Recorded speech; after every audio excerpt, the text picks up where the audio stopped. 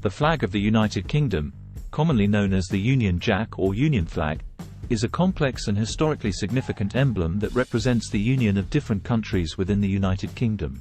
Its design incorporates the flags of England, Scotland, and Ireland, symbolizing the unity and history of these nations.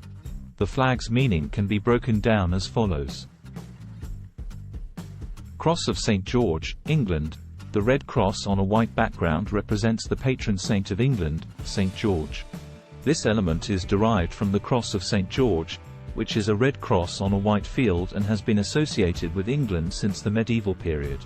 Cross of St. Andrew, Scotland. The white diagonal cross on a blue background represents the patron saint of Scotland, St. Andrew. This element comes from the cross of St. Andrew, a white saltire on a blue field, and has been a symbol of Scotland for centuries. Cross of St. Patrick, Ireland.